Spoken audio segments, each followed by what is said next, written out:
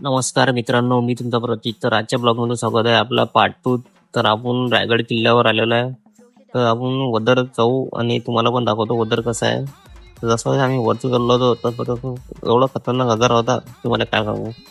वर आपला हा गडी पहा, त्या गड्यानं डायरेक्ट सल्यूट आहे गडाले. याची हालत पण बघितली उदर चालू राहिला. कारण आमचीच तर पुरी फाटू राहिली वर चढ चढता गडी. मग मी विचार करा, जसं जसं वरती चाललो होतो तसा नजारा पाहून अजून आम्हाला वर चढायचं म्हणजे ताकद येतं वर चढायसाठी. तेवढाच दोरच्या वर्षात आम्ही वर चढत जाऊ. मग काय, इथं आलो, एक स्टॉप घेतला. इथून तुम्हाला दाखवतो खाली नजारा.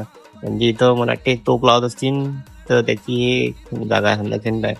इथून बघ खाली, इथून जर खाली जर पडला तर नाही, लास्टची गोष्ट कसंही सापडत नाही खाली पडला तो. नजारा पण खतरनाक नजारा आहे. तर मग आपल्याला कमेंट मध्ये सांगा कसा आहे तो. आणि मग आम्ही डबल निघालो वर. त्याने इकडून तर पुरं अबाय होतं. मग स्वतः घरात घेतला पाणी घेतलं पिऊन डबल चालू केली सुरुवात वर चढायला. हा गडी पण आला मग बा. जो तुम्हाला मोठा झरणा दिसत आहे, आम्हाला त्याच्या वरती जायचं होतं. इथून हा गडी म्हणे 1600 मारतो म्हणे. मारबा म्हटलं 1600 पाहून शिड्या किती वरती. मग लागला हा रास्ता चालू. हा झाल्यानंतर एक झरणा लागला. तिथं आम्ही थांबलो 1-2 मिनिटं. हे क्लिप ज्याला समजायची त्याला समजल्याची कोणासाठी घेतली तर. मग इथून दिसला आम्हाला आपला किल्ला.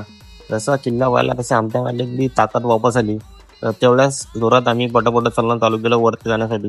तर वरती आलो. इथून हा झरणा तुम्हाला दाखवला तो. इथून किल्ल्याच्या पेटा किती मोठ्या मोठ्या दिसतात. तर ह्या मेन जे म्हणजे शिवाजी महाराजच्या काळातल्या ज्या पायऱ्या आहेत की नाही, त्या पायऱ्या त्या. पार्ट 3 पाहायसाठी लाईक करा आणि फॉलो करा, शेअर करा. लवकरच पार्ट 3